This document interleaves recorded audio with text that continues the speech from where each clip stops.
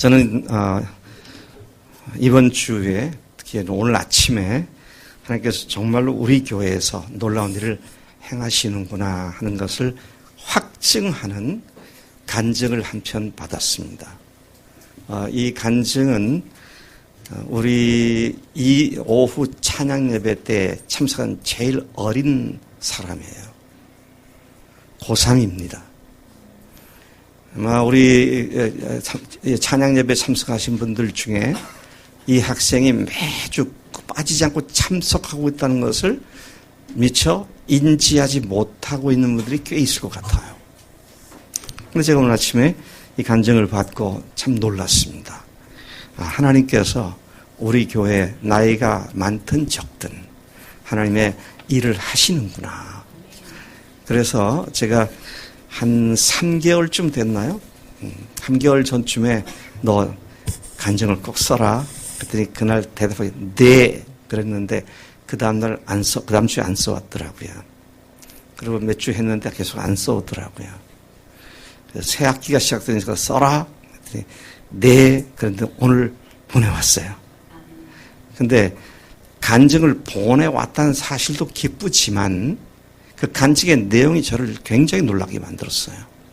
그렇다고 뭐 거창한 주님 앞에 이 몸 다 바쳐 헌신 이런 건 아닌데요. 근데 이 아이야 마음속에 우리 성민이죠. 성민이 박성민이 마음속에 주님께서 이렇게 일하고 계셨구나. 또 그 오후 찬양 예배 때 간증하는 걸 다 듣고 있었더라고요. 그 간증을 듣는 가운데 나도 저런 간증을 할 수 있으면 좋겠다. 이런 기도의 마음이 생겨가지고 그런 간증을 보냈습니다. 우리 박성민 앞에 나와서 간증을 좀 읽도록 하겠습니다. 제가 우리 중고등부 학생들하고 선생님들 다 내려와서 성민이 간증을 같이 듣도록 하자. 그래서 지금 예배를 드리다가 중단하고 내려왔습니다.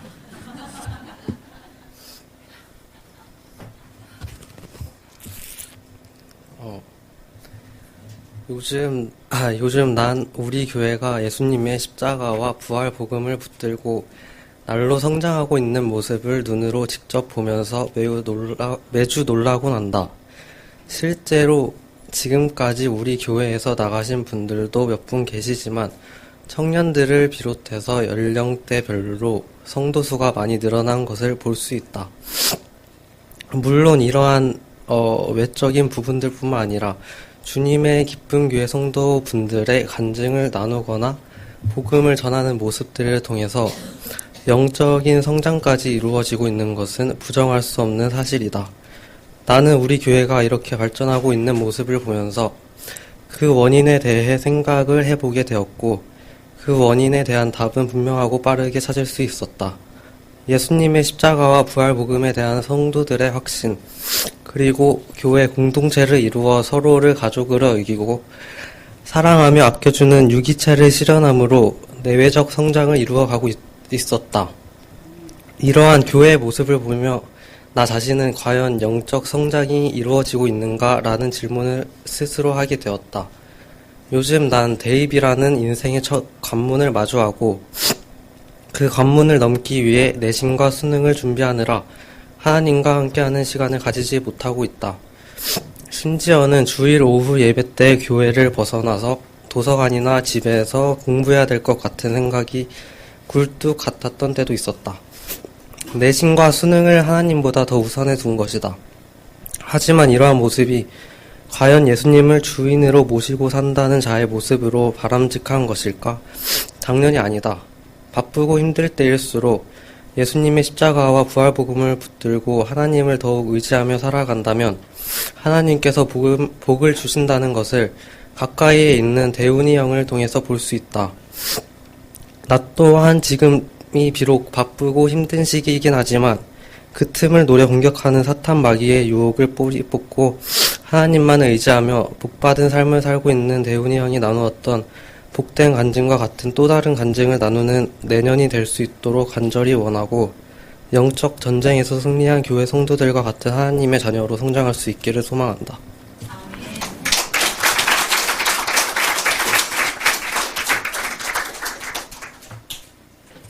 우리 대훈이 형제가 네이버 웹툰 작가가 되고 안 되고가 큰 문제가 아니다. 이런저런 간증들을 보면서 성민이가 그런 그 은혜를 받고 있구나. 그런 생각을 하게 됩니다. 간증에 하나만 듣고 나가 성민아 끝에 나도 그렇게 간증하는 내년이 되기를 원한다 하지 말고 금년부터 그렇게 해. 예, 감사합니다. 오늘 우리가 하나님께서 주시는 말씀들을 가지고 다시 한번 하나님 앞에 머리를 숙이고 주의 음성을 듣는 이 복된 시간 주신 것을 감사합니다. 여러분, 예수님을 3년간 쫓아다녔던 제자들은 그들의 주님을 쫓아다니는 일에 헌신한 것이 그냥 해보는 수준이 아니었습니다. 그야말로 올인했습니다. 네? 거기에다가 모든 걸 다 투자하고 완전히 투신을 했던 그런 따름이었습니다. 그렇기 때문에 그들은 부모, 처자, 가족, 직업, 잘 나가는 직업인 세관원 자리도 포기하고 배와 그물을 뒤에다가 팽개치고 3년을 예수님을 쫓아다녔습니다. 이 정도면요, 이 헌신에 있어서는 대단한 거 아닙니까? 네. 여러분들이 예수를 믿은 지 몇 년 되셨어요? 예수를 쫓아 따르는 삶을 사신 지가 몇 년 되셨어요? 근데 제자들처럼 다 버리시고 쫓아오십니까? 아니면 주일날 하루 달랑 예배드리고 신앙생활하고 계시지 않습니까? 제자들은 그런 차원이 아니었습니다. 참 엄청난 헌신이었던 것을 봅니다. 그런데도 지난주에 우리가 보았듯이 그렇게 3년간 예수님을 쫓아다녔던 그들의 기대와 목적하고 그들과 함께 3년을 소비하시면서 그들을 가르치고 인도하셨던 주님의 기대와 목적이 어긋나 있었던 것을 보게 됩니다.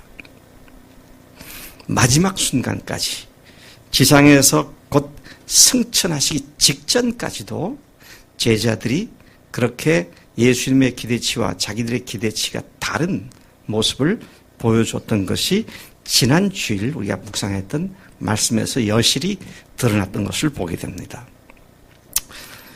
사실 처음부터 그랬어요. 예수님을 처음 따를 때부터 3년 내내 예수님과 엇박자를 놀았습니다.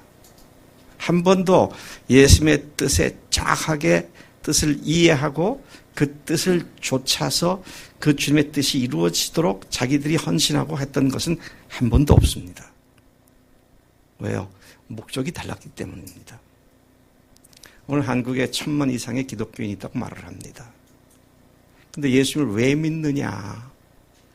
예수님이 누구로 믿느냐? 그러한 믿음의 목적과 관계되어서 당시 유대인들의 예수 제자들의 모습과 오늘 한국 교인들의 모습이 크게 다르지 않다는 사실을 가슴 아리게 생각하게 됩니다. 저는 지난 주일날 설교를 한 뒤에 저 스스로에게 질문해 봤어요. 내가 날 교회를 위해서 기도하고 목표하는 하나님께 주신 목적으로 삼는 그 일로 말미암은 어떤 교회가 돼야 하는지를 그리고 있는 그 그림과 우리 교회 교인들이 교회를 다니면서 우리 교회가 어떤 교회가 되고 내가 어떤 사람이 돼야겠다라고 그리고 있는 그림과 일치될까 아니면 어긋나 있을까? 이게 한 주 내내 저를 괴롭혔습니다. 근데 그 말씀이 지난주에 나눴던 그 말씀이 오늘 우리가 정면 돌파해서 이걸 하나로 만드는 일을 반드시 해야 합니다. 지난주에 주님께서는 제자들과 이 문제를 정면 돌파하셨어요. 자, 그들이 처음부터 따라다녔을 때 어떠한 모습으로 3년간 예수님을 쫓아다녔느냐? 그들은 자신들이 이스라엘 나라 왕국이 선포되게 되면 거기서 고관 대작이 되겠다고, 고위직을 맡겠다고 야망에 불타오르는 그런 3년을 보냈습니다. 그렇기 때문에 제자들이 마지막 예수님의 생애 끝나갈 언저리에 길에서 서로 다투죠. 뭐라고 다툽니까? 우리 중에 누가 크냐? 서열 다툼을 합니다. 이제 떠나실 바로 직전에 예수님께서 기가 막히셨어요. 사람이 기가 막히면 말이 안 나옵니다. 그래서 예수님께서 마가다락방에서 6월절 만찬을 시작하시다가 자리에서 일어나셔서 밖에 나가서 대야에 물을 떠갖고 와서 제자들의 발 앞에 물을 꿇고 한 사람 한 사람 발을 씻겨주셨습니다. 말로 해서는 잘 안 되겠다고 생각하셨던 것 같아요. 강력한 판토마임과 같은 그런 일을 통해서 제자들에게 분명히 각인시키시겠다고는 그런 의도가 있었던 것 같습니다. 다 시키신 뒤에 내가 선생으로서 주로서 너희 발을 씻겼으니 너희가 서로 발을 씻겨주는 것이, 이렇게 하는 것이 마땅하다. 그렇게 말씀하시며 그날 밤 최후의 만찬 자리를 계속 진행시켰던 것을 우리가 잘 알고 있습니다. 그 앞서서 또 예수님의 제자들뿐만 아니라 일반 사람들도 예수님을 줬다가 이분이 이스라엘을 회복하는 분이 아니겠는가. 근데 그 중에 예수님의 제자의 어머니 한 사람이 예수님께 그 유명한 치맛바람을 날리면서 인사청탁을 하잖아요. 당신의 나라가 임하면 내 아들 하나는 우측에 하나는 좌측에 앉혀달라고 말이죠.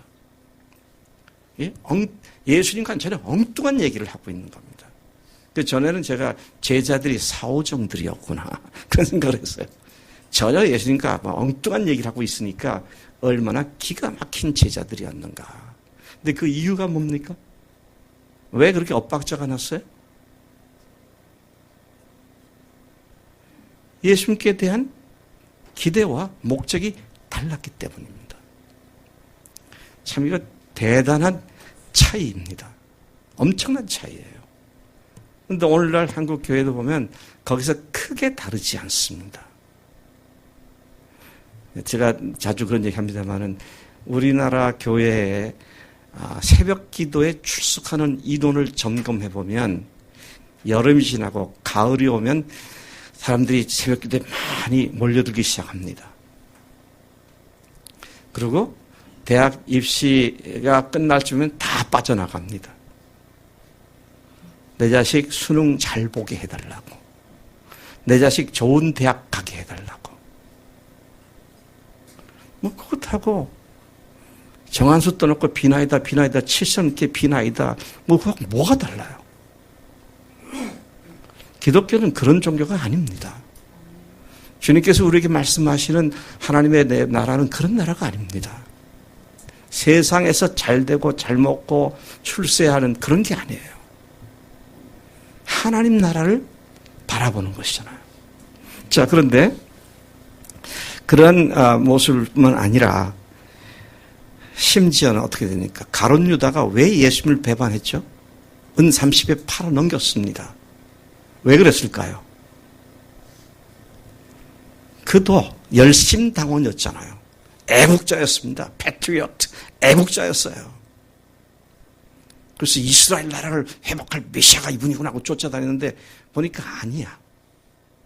그를 기미도 보이지 않고 그러니까 예수님 팔아버린 거예요. 여러분, 이와 같이 예수의 목적과 제자들의 목적이 서로 다른 상황은 예수님과 제자들 간에 계속되는 긴장 관계를 형성했고, 그래서 예수님께서 지속적으로 자신이 세상에 오신 이유가 모든 사람들의 죄를 위해 대신 죽으시고 부활하시기 위해서 오셨다는 사실을 반복해서 말씀하시죠. 이 사실, 내가 죽으러 왔다. 그렇게 말씀하신 말씀이 마가복음 10장 45절이 어렵지 않게 떠오를 겁니다. 네? 내가 온 것은 섬김을 받으려 함이 아니요 도리어 섬기려 하고 자기 목숨을 많은 사람들의 대속물로 주려 합니다. 그분이 오신 목적이 죽으시고 부활하시기 위해서 오셨다고 그렇게 말씀을 하셨는데,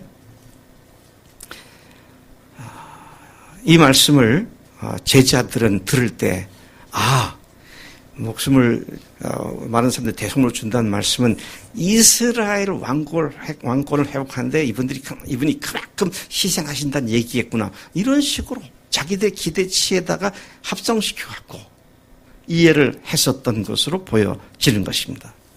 그런데 주님께서는 한시도 애매모호하게 뿌옇게 남겨두지 않으셨어요. 뭐라고 말씀하셨습니까? 명백하게 선언하시기를 자신이 십자가에 못 박혀 죽임을 당하고 사흘 만에 다시 부활하실 것이라고 수차례 반복해서 계속해서 예고했던 것을 보게 됩니다.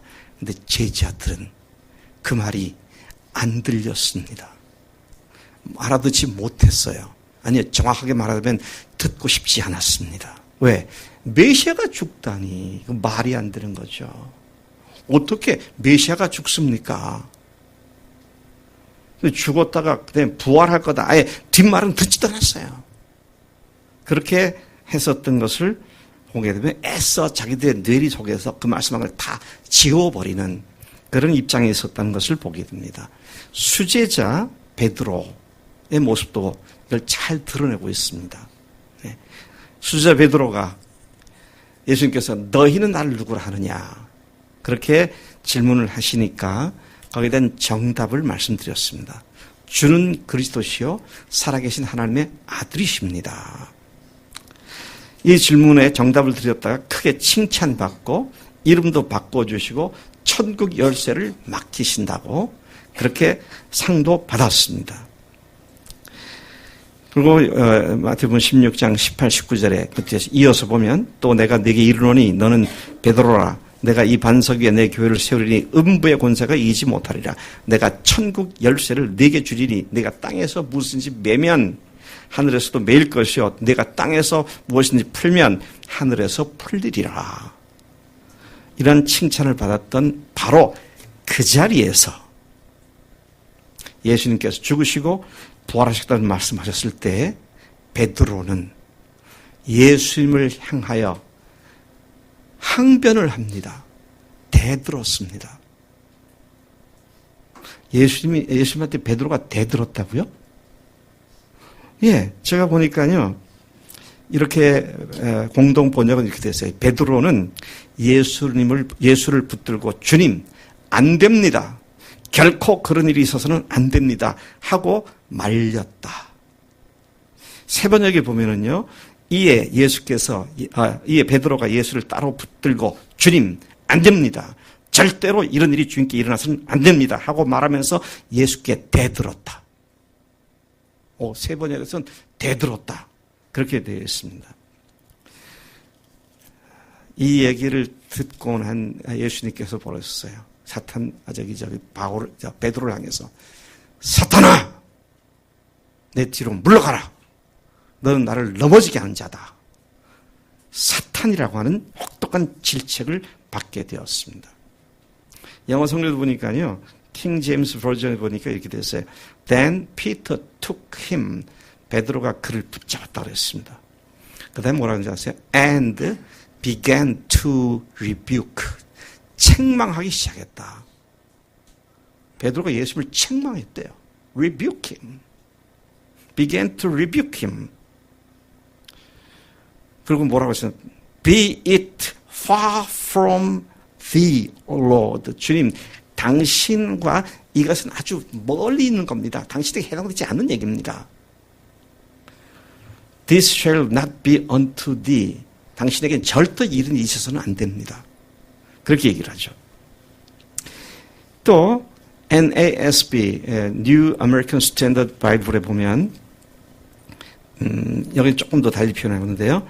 Peter took him aside. 예수님을 붙잡고 딴 데로 좀 끌고 왔어요. 옆으로 비껴가지고 제자들에서 예수님 끌고 나와가지고 하는 얘기입니다. and began to rebuke him. 거기서도 보니까 예수님을 책망하기 시작해, 꾸짖기 시작했다. 그렇게 번역되어 있고요. saying, 말하기를 God forbid it. 하나님께서 그걸 말릴 겁니다. 하나님께서 그걸 금지시킬 겁니다. 말릴 겁니다. This shall never happen to you. 이게 절대로 당신에게 있을 수 없는 일입니다. 그렇게 얘기를 하죠. 이러한 예수님의 궁극적 목적과 제자들의 목적이 달랐던 사실은 부활하신 예수님을 비로소 하나님으로 이해하게 된 제자들에게 여전히 계속되고 있었습니다. 40일간 부활하신 예수님께서 보여주셨고, 그래서 그들이 분명하게 이분 정말 사셨구나. 이걸 숨을 내쉬면서 호흡하시는 부활하신 예수님. 먹을 걸 달라고 해서 그들 눈앞에서 잡수시기도 하시고요. 손을 내밀어서 만져보라도 하시고. 그리고 심지어 그들이 밤새도록 물고기를 잡다가 배워 시장한 상태에 있으니까 예수님께서 떡과 또 물고기를 구워서 그들에게 식사를 대접하시기도 하시고. 그러면서 예수님은 살아나신 것이 영으로 유령으로 생각한 것이라 육을 가진 부활하신 몸인 것을 그들에게 보여줬을 때 제자들은 정말 살아나셨구나. 그러면 이분이 하나님이시구나. 이걸 확실하게 알게 되었잖아요. 예수께서 죽은 자 가운데 다시 살아나신 후에야 제자들이 예수께서 하신 말씀을 기억하고 성경과 예수께서 하신 말씀을 믿었더라 그랬어요. 부활하신 후에 그들이 이분이 하나님이시구나. 그렇게 믿었는데 문제는 그분이 이제 앞으로 뭘 하실 건가? 우리를 참년간 훈련시켜놨는데 뭐 하실 건가? 라고 할 때 여전히 그들이 이스라엘 왕국을 세울 것이라고 하는 더 강화된 확신을 갖고 있었던 거예요. 그러니까 주님께서 지난주의 말씀처럼 그들의 문제를 정면 돌파를 하십니다. 어떻게 정면 돌파하셨습니까? 때와 기한에 대해서 묻는 제자들에게 뭐라고 했어요? 그건 너희들이 알 바 아니다. You have nothing to do with you. That's none of your business. 네 일이 아니다 그거는. 그러면서 오직 성령이 임하시면 그러면서 내 증인이 되리라. 그렇게 말씀하시면서 그분이 목적하신 바가 주님의 성령이 임하셨을 때 교회 공동체가 땅끝까지 이르러 복음을 증거하는 부활의 증인이 되는 것이다. 자, 이제 제가 이거 지난주에 말씀드린 걸 다시 상기시켜 드린 것이고요. 오늘 말씀에 대해서 제가 질문을 합니다. 그 결과로 제자들이 부활하신 예수님께서 하나님이신 건 이미 알았고요. 그들이 예수님 가졌던 목표와 자신들의 목표가 일치됐을까요? 안 됐을까요? 제가 이 두 소리가 다 들리는 것 같은데요. 예수님의 그 사건으로 제가 아까 정면 돌파를 했는데 정면 돌파한 결과로 예수님의 목적과 제자들의 목적이 일치가 됐을까요? 안 됐을까요? 제가 잘 안 들려서 이제 거수로 한번 들어보겠습니다. 일치됐다. 손 들어보세요. 목적이 예수님의 목적과 제자들의 목적이 일치가 됐다. 아무도 안 계시고요. 일치가 안 됐다. 손 들어보세요. 대부분이 그러시네요. 여러분 대부분이 그렇게 손 들었는데 뭐에 근거해서 그렇게 대답하셨어요? 우리가 뭘 얘기할 때는 성경을 근거로 해서 얘기해야 되거든요. 네? 신학적 추론만이 아니고 성경이 뭘 말하고 있느냐 그걸 보고 대답해야 되는데 우리 교회에 지금 손 드신 분 대부분이 다 손 들었어요. 그렇게 정면 돌파하셨는데도 예수님의 목적과 제자들의 목적이 일치 안 됐다고 여러분 손 드셨는데 좋습니다. 뭐에 근거해서 그렇게 말씀하셨어요? 네? 아니 그거는 정면 돌파하시기 전에 얘기고 1장 8절로 정면 돌파를 하셨잖아요. 아니 성령이 오시면 그렇게 해주신다 그랬으니까 그거는 성령 오시면 하실 일이고 그 과정에 성령이 오신다. 그거는 예수님이 예언하신 거고 예수님께서 1장 8절을 말씀하셨을 때 이게 유토피아로서 이스라엘 회복이 아니라 우리가 증인 되는 거구나. 그렇게 그들이 받아들였습니까? 안 받아들였습니까? 왜 안 받아들였다고 생각하세요? 받아들인 것 같습니까? 예. 박지원 선생님, 그 좋은 대답을 해놓고 그때 가서 같습니다 하니까 아니다. 다시 말씀해 보세요. 생각합니다 하지 말고 그냥 다시 한번. 22절에 보면 그러니까 그냥 아멘. 그럼 끝나는 거예요. 자, 제가 무슨 얘기를 합니까? 우리 성경을 볼 때 우리 잘 보는 게 필요해요. 제자들이 보는 가운데 예수님 승천하신 뒤에 천사가 말한 대로 또 예수님이 예언하신 대로 그들이 마가 다락방으로 올라갔습니다. 그리고 거기에서 다 더불어 한 마음이 되어 기도에 전념했다 그랬어요. 한 마음으로 기도에 전념했다 그랬는데 뭐에 한 마음이 되어서 더불어 함께 기도했을까요? 뭘 기도했을까요? 부활이 증인이 되도록 성령께서 오시기를 기대하고 있었잖아요. 그들이 기도했던 건요, 성령께서 오셔서 성령으로 침례를 주시고 부활의 증인이 되게 하신다는 그것이 실제로 이루어지도록 기도한 거잖아요. 그러니까 예수님과 대화를 한데 그들의 목적과 주님의 목적이 일치가 됐습니까? 안 됐습니까? 된 거예요, 된 거예요. 된 거라고요. 그래서 일치된 상황 속에서 베드로가 회중들 120명을 대상으로 제안을 하죠. 뭘 제안했습니까? 가룟 유다가 자기 직위를 버리고 직책을 버리고 떠나갔으니 가룟 유다를 대신해서 다른 사람을 세워가지고 사도로 삼자. 근데 사도로 삼자, 사도로 세우자라고 할 때 뭘 위해서 그렇게 하자고? 부활에 예수의 부활하심을 증언할 사람을 세우자 그랬어요. 이걸 보면은요, 분명히 예수님께서 말씀하시는데 그들의 목적이 달라진 것을 볼 수 있어요. 여러분, 주님께서 우리에게 말씀하시는 바를 우리가 전에 들었던 선입견 갖고 자꾸 생각을 하면 그냥 성경을 이해하는데 굉장히 방해를 받습니다. 그건 내려놓고 지금 처음 본다라고 생각하면서 읽으시면 전혀 보지 못했던 새로운 각도에서 이 말씀이 이렇게 그림같이 살아나는 것을 경험하게 됩니다.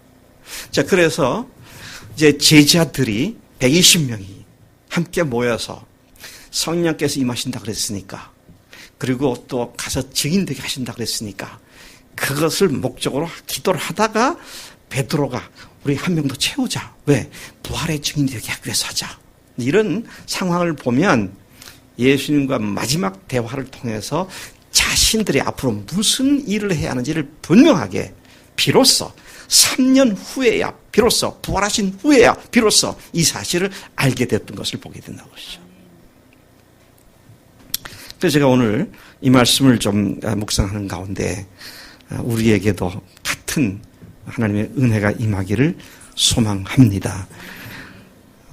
마가 다락방에 모인 사람들에 대한 이야기를 잠깐 하겠습니다. 그들이 마가의 다락방에서 모였어요. 마가의 다락방은 사실상 예루살렘 교회 건물이었습니다. 예루살렘 교회 본거지였습니다. 그러니까 사도들을 만나러 가면 대개의 경우 다락방으로 갔었어요. 근데 그게 마가 요한의 집이고 그 어머니의 집이기도 하고요. 그래서 마가 요한의 다락방이다 그런 얘기를 하는데, 예루살렘을 떠나지 말고 몇 날이 못 되어서 성령으로 침례를 받을 테니까 아버지께서 약속한 것을 기다려라. 그래서 그들은 그 말씀대로 그것에 모여서 약속해 주신 바가 이루어지기를 기다리면서 기도하고 있었던 것을 보여주고 있습니다. 자신들을 주님의 부활의 증인으로 만들어 주신다는 말씀이 정말로 자기들에게 이루어지기를 소망하여 그렇게 헌신하며 주 앞에 집중했던 사람들이었습니다. 그들은 예수님이 하나님이시며 그분이 죽으셨고 부활하신 어마어마한 사실을 증거하는 것이 자신들의 사명임을 드디어 알게 된 자들로 변화되어 있었습니다. 아까 우리가 부른 찬송 중에 제가 일부러 갖고 나왔는데요. 우리들은 주의 사명자, 복음을 증거함이 마땅하도다. 교회를 세움이 마땅하도다. 핍박을 받는 것이 마땅하도다. 재림을 사모하는 것이 마땅하도다. 피 흘리기까지 싸우는 것이 마땅하도다. 형제를 위해서 주는 것이 마땅하도다. 사명자들이기 때문에 이거는 뭐 특별한 헌신을 하는 게 아니고요. 사명자들은 마땅히 그렇게 하는 거죠. 이게 우리가 주님 앞에 뭐 헌신해서 내가 희생했단 말이 사실 맞지가 않습니다. 하나님께서 어마어마한 은혜를 주셨기 때문에 마땅히 할 일이지. 내가 가지껏 힘을 다해가지고 이번엔 좀 큰 마음 쌓고 주님께 좀 이렇게 헌신해봐야겠다. 아닙니다, 그게요. 제가 제 아내를 위해서 헌신하며 열심히 벌어가지고 내가 헌신하기 때문에 돈 갖다 줍니까? 이재성 형제 아내에게 헌신해서 열심히 돈 벌어서 갖다 줍니까? 마땅히 할 거죠. 그게 뭐 대단한 거예요. 그래서 못난 남편이 어떤 남편인 줄 아세요? 열심히 돈 벌어서 아내 갖다 주면서 생색내는 남편. 그럼 당연히 할 것도 뭘 생색내요. 참말로. 예. 저는 제가 살다 보니까 참 억울하더라고요. 가만히 생각해보니 억울하더라고요. 제가 열심히 벌어다 갖다 주니까 집사람이 딱 움켜쥐고는 제가 좀 돈 달라면 얼마나 인색하게 굴었는지 옛날에. 지금은 카드를 쓰니까 좀 그래도 좀 나아졌는데 말이죠. 그게 뭐 남편이 아내한테 뭐 선심 써갖고 특별히 내가 이번에는 당신한테 더 많이 주는 거야. 알아줘. 뭐 그런 게 아니잖아요. 그래서 제 말에 상처받으신 형제들이 계실지 모르겠네. 네 돈은 네 돈이고 내 돈이 다 구분해서 사시는 분들 혹시 계실지 모르겠는데요. 네. 그렇게 하지 마세요. 아내한테 다 맡기세요. 반응이 싸한 게 이상하네.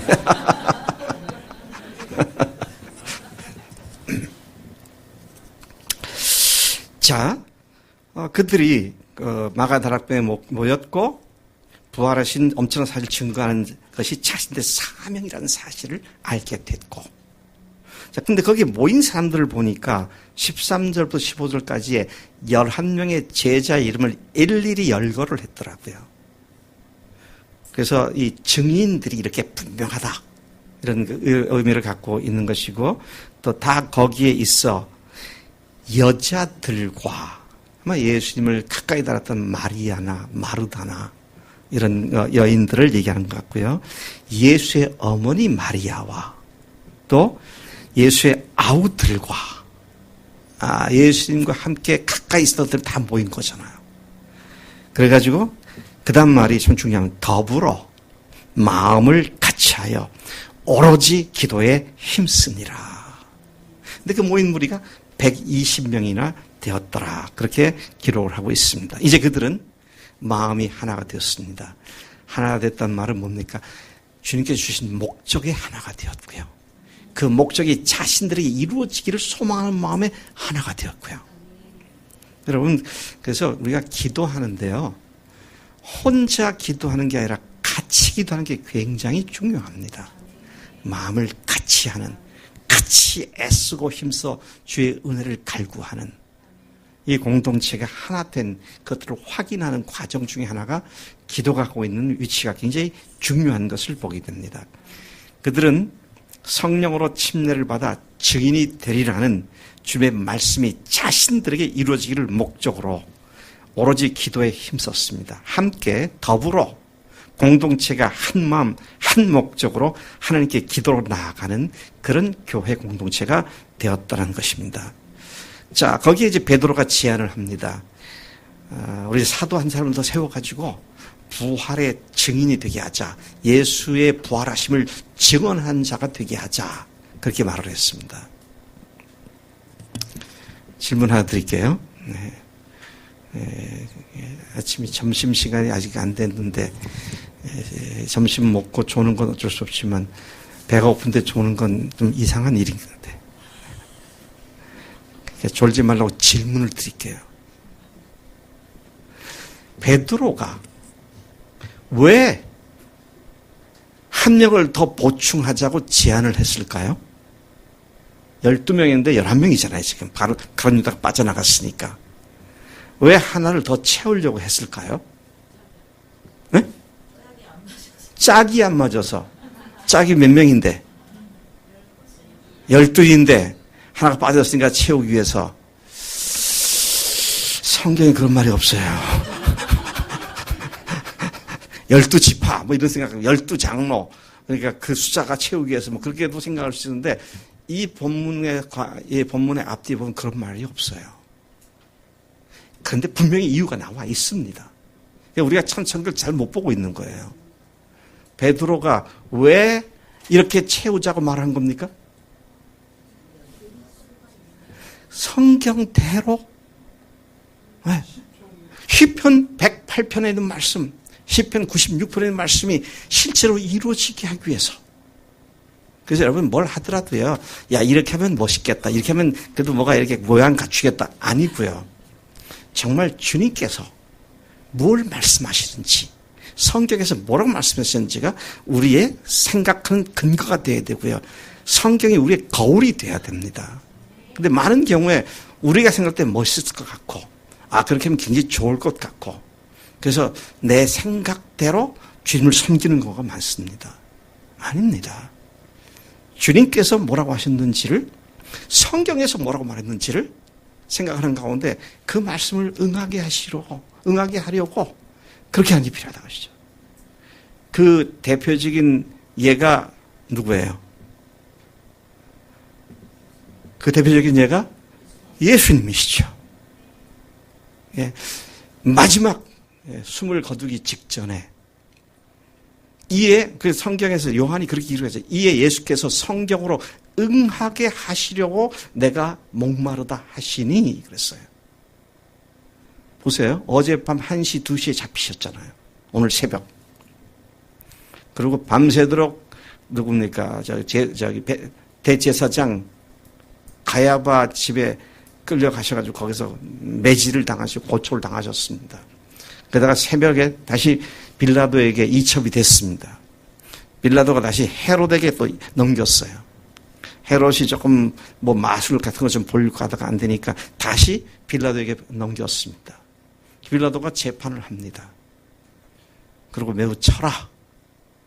그래서 예수님을 군병들이 채찍질을 하고 온몸이 살까지 찢어지고 피가 튀는 그런 매질을 당하신 뒤에 전격적으로 사형 온도가 내려지게 되죠. 그러고는 그 아침 일찍 시간에 지친 몸으로 십자가를 메고 골고다 언덕으로 올라가셔서 9시에 십자가에 매달리셨습니다. 그리고 오후 3시에 6시간 동안 십자가에 매달려 계시다가 운명을 하시죠. 근데 그 마지막 순간에 운명하시기 바로 몇 분 전에 내가 목마르다. 근데 요한이 그 요한복음을 기록할 때 예수님께서 목마르다 하신 이유가 성경을 응하게 하시려고 하셨구나를 알고 그렇게 기록한 겁니다. 이에 성경으로 응하게 하시려고 내가 목마르다 하시니. 근데 예수님께서 무슨 성경을 응하게 하셨느냐? 메시아의 죽음에 대한 예언 중에 그것도 시편에 나온 말씀입니다만은 그렇습니다. 저희가 쓸개로 내 식물을 삼고 식초로 내 음료를 삼았습니다. 이 말씀을 기억하시고는 당신이 성경 하나라도 빠지지 않고 다 성취하는 메시아임을 분명하게 드러내시기 위해서 이에 성경으로 응하게 하시려고 그러거든요. 그러니까 그 군병들이 잘 모르겠어요. 해면, 해융 이렇게 했는데 이대로 스폰지 같은 데다가 스트로 같은 거 껴가지고 이렇게 마셨다. 그렇게 이해하면 될 것 같습니다만. 맛을 보시더니 그냥 안 드셨어요. 그리고는 테텔레스타이 다 이루었다. 그런 식으로 운명하셨다 그랬습니다. 많은 사람들이 다 이루었다고 했으니까 다 된 거 아니냐. 거기다 또 부활을 더 하냐. 이렇게 얘기를 하더라고요. 근데 문맥 속에서는 그 구절은 뭘 얘기하는 겁니까? 메시아에 대해 예언한 그 말씀들 다 그대로 다 이루었다. 하나도 미진하게 남겨두지 않고 다 이루었다. 그리고 예수님께서 운명하셨다 그랬습니다. 와, 그랬더니 그 며칠 전의 일이잖아요. 한 43일 전쯤의 일이잖아요. 아니요, 좀 되게 40, 한 6, 7일 전의 일일 겁니다. 지금 40일 동안 부활하셨고, 또 며칠, 열흘 사이니까, 그 사이에 베드로가 앞에서 예수님께서 하셨던 걸 생각했던 것 같아요. 성경 말씀에, 그 사람의 그 지위를 다른 사람이 타인이 취하게 하소서라고 하는 그 말씀을 가지고 한 명을 더 뽑자. 그래서 부활의 증인이 되게 하자. 그렇게 했었던 것을 보게 됩니다. 자, 이런 걸 보면요, 확실히 아까 말씀드린 대로 예수님과의 마지막 대화에서 그들이 예수님과 목적이 일치시키는 일이 발생했다는 것을 확인할 수 있습니다. 자, 그러고는 어떤 사람을 뽑아야 되냐? 부활의 증인의 자격을 얘기합니다. 좀 재미있는 표현을 하고 있습니다. 21절, 22절이 그 자격을 얘기하고 있는데요. 이러함으로 요한의 침례로부터 우리 가운데서 올려져 가신 날까지 주 예수께서 우리 가운데 출입하실 때 항상 우리와 함께 다니던 사람 중에 하나를 세워 우리와 더불어 예수께서 부활하심을 증언할 사람이 되게 하여야 하리라 하거늘. 그가 제안한 부활을 증거할 자격자로서의 사도가 되려는 사람은 두 가지였습니다. 첫째 자격은 침례 요한의 사역으로부터 예수님이 승천하실 때까지의 그 모든 것을 다 목격한 사람입니다. 여러분, 사도가 아니라 침례 요한의 사역이 뭐였습니까? 회개를 촉구하는 것이었어요. 그러니까 부활의 증인이 될 수 있는 자격자는 회개한 사람이 되는 것입니다. 회개가 뭐죠? 그냥 죄에 대한 회개라고 말할 수 있지만 좀 더 구체적으로 얘기한다면 하나님께 대한 회개입니다. 바울이 3차 혁명 끝나고 이제 예루살렘을 가는 도중에 사도행전 20장에서 자기가 일생 동안 수고하며 애썼던 복음 메시지를 딱 두 마디로 요약을 하더라고요. 뭐라고 얘기를 했느냐? 하나님께 대한 회개와 우리 주 예수 그리스도에 대한 믿음. 이걸 얘기하더라고요. 그러니까 침례요한으로부터 예수님이 승천할 때까지를 본 사람, 우리가 함께 본 사람 중에 한 사람을 뽑자. 자격이 그렇게 돼 있어요. 그래서 정말로 하나님께 회개한 사람이 부활의 증인이 되는 거고요. 그 다음에 승천할 때까지 본 사람. 자, 이게 뭡니까? 침례 요한이 예수님의 사역 바로 직전에 나타나서 사역을 했잖아요. 그 다음에 예수님께서 사역하셨습니다. 그래서 예수님의 전 생애를 네 말로 요약하면 신학적으로 좀 어렵게 말하면 incarnation, 성육신 됐다. 그분의 성육신, 하나님의 육신을 입고 오셨다. 그 말이죠. 또 두 번째는 crucifixion, 십자가에서 죽으셨다. 그 다음에 resurrection, 부활하셨다. 그 다음에 올라가셨다. ascension, 하늘로 올라가셨다는 겁니다. 이거 어려운 말이에요. 근데 제가 김성로 목사님 참 좋아하는 이유 중에 하나가 어려운 말을 너무 쉽게 말을 해. 첫째, 인카네이션이 뭐라고 그랬어요? 그분이 오셨다. 그 다음에 크루시픽션, 십자가에 죽으셨다는 건 뭐라고 했어요? 죽으시고. 그 다음에 부활은? 죽으시고 다시 살아나셔서 그 다음에 승천하셨다를 뭐라 그래? 가졌다. 이게 얼마나 쉬운 얘기예요. 그분이 오셔서 우리의 죄를 위해 죽으시고 부활하셔서 우리의 죄를 죽으신 그분이 하나님으로서 우리를 위해 죽으셨다는 사실을 증명해 주셨고, 그리고 하늘로 다시 올라가심으로 말미암아 그분이 하늘로부터는 성령이 오시면 의에 대하여 증거하신다 그랬는데요. 의에 대하여 하면 뭐라고 했습니까? 예수님께서 아버지께로 다시 올라가시는 것이다. 그러니까 그분이 하늘에서 오셨다가 올라가신 것이 그분이 정말 의로우신 하나님이시다. 이거를 증명한 그런 사건이죠. 그래서 여러분, 신학자들은 말을 좀 어렵게 해야 먹고 살아요.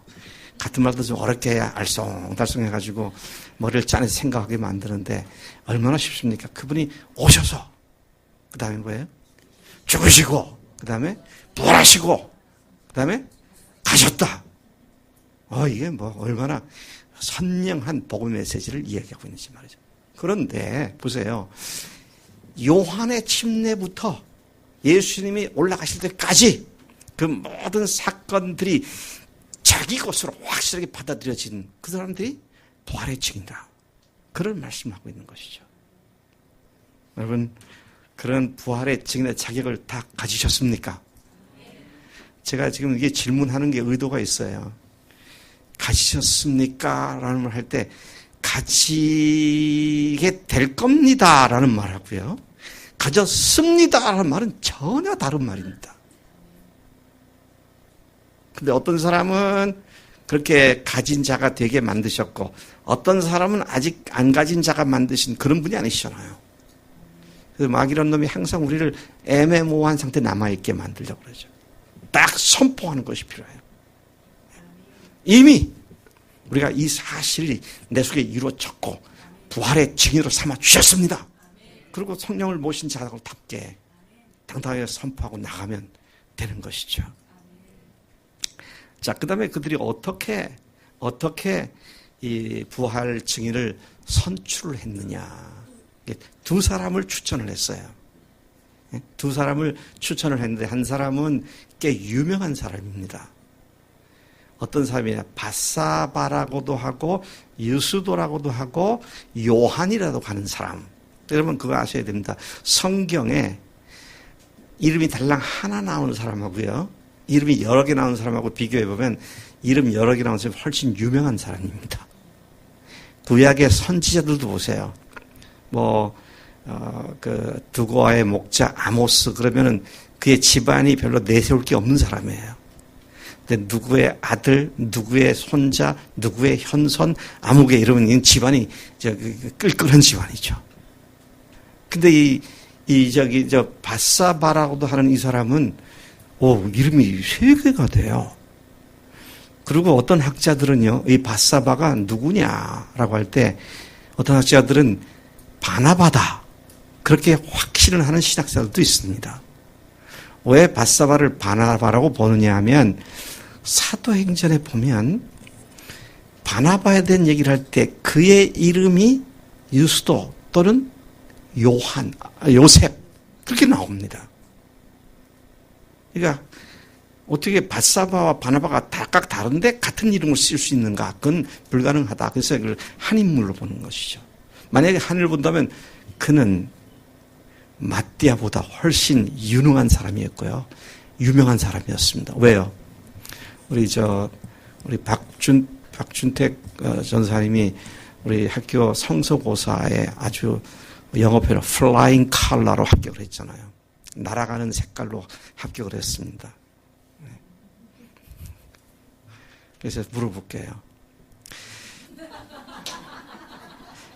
성경에서 지금 이 1장에 마띠아가 나오잖아요. 여기 말고 다른 데서 마띠아라는 이름을 본 적이 있으세요?